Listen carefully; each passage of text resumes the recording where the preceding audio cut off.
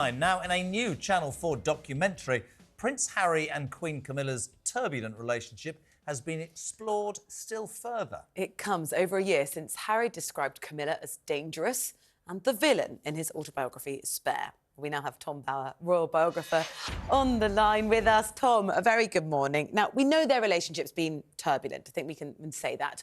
What more can we learn in this documentary? Well, I haven't seen it, but I mean, there is a lot more to explore, no doubt, that Camilla was responsible in the end for the breakdown of Charles and Diana's marriage. And she did behave pretty appallingly. She humiliated Diana. She was even present during Diana and Charles's honeymoon on a yacht, in the sense of telephone calls.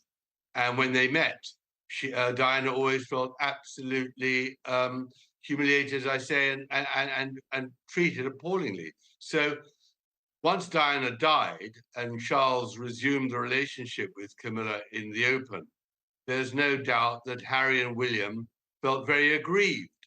And there's a lot to discuss and discover about how the Queen, our current Queen, behaved towards Diana's sons.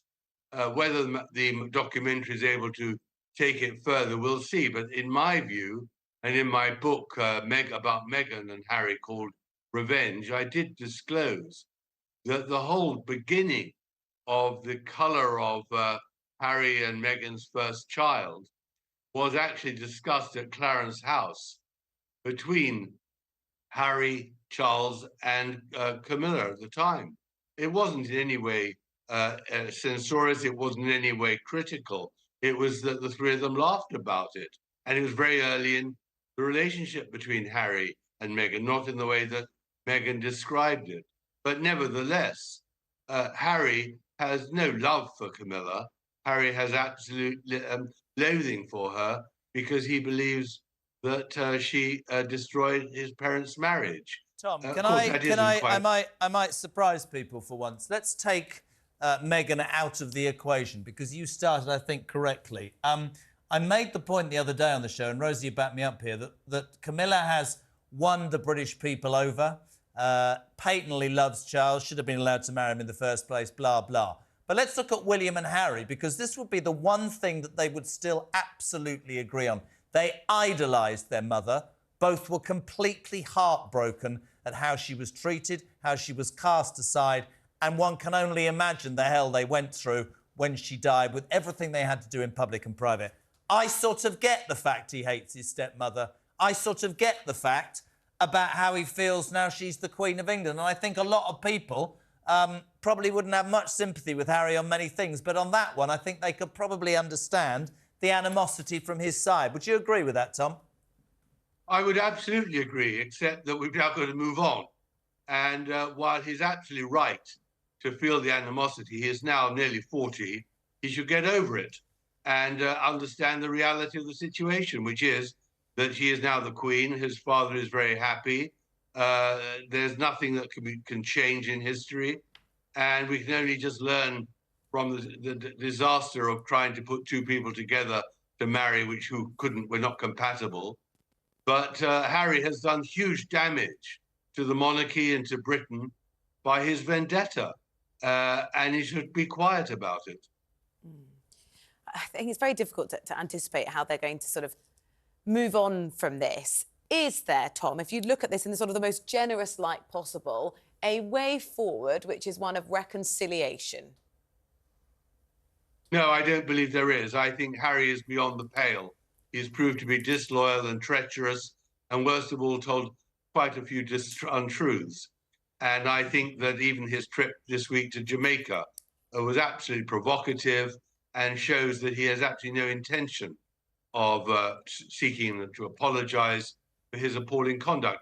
Moreover, Meghan certainly doesn't want to come back to Britain. Let's just talk about Jamaica for people just tuning in. There's been a big furore. They went to Kingston, Jamaica from California to attend, I believe, the opening night of the Bob Marley biopic, My Love or whatever, where they were filmed with the, I think, Jamaican Prime Minister. Jamaica, like Barbados, a place I spend a lot of time in, beginning and hoping, in their words, to get independence.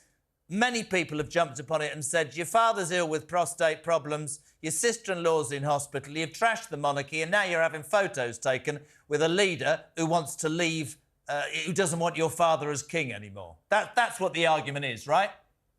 Well, yes, it's worse than that. Of course, they are independent. You mean they want to become a republic? Yeah. But worse than that is that when William and Kate visited Jamaica the year before last, they were humiliated by the Prime Minister on TV in a deliberate snub. And that was an appalling thing to do to the British monarchy and to the Cambridges. And Harry, in my view, has gone there with Meghan just to stoke up more trouble, more controversy, make sure that he's again in the headlines and in the pictures. And it's just appalling how the Sussexes capitalize constantly on their royal status to undermine the monarchy from which they're earning their living. Can they do anything right, Tom?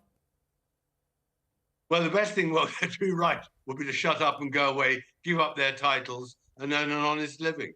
There has been a lot of argument online and in newspapers here that it is now time for the king to, you know, we've heard it again and again, get rid of their titles. Is that ever likely to happen, though, seriously, Tom Bower? I don't think by the current king. I think that he feels far too guilty because of what we discussed earlier about the whole problem with Camilla to take the proper course of action against Harry and Meghan. Perhaps William will.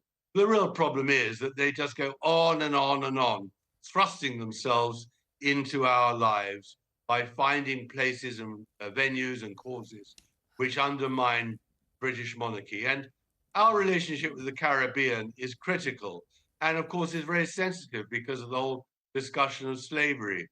And Meghan's posture as the champion of diversity just aggravates the problem. And so aggravates the conversation. Tom, for time, we have to leave it there. But thank you so much. Tom, Thank you, Tom. Good to speak to you, my friend.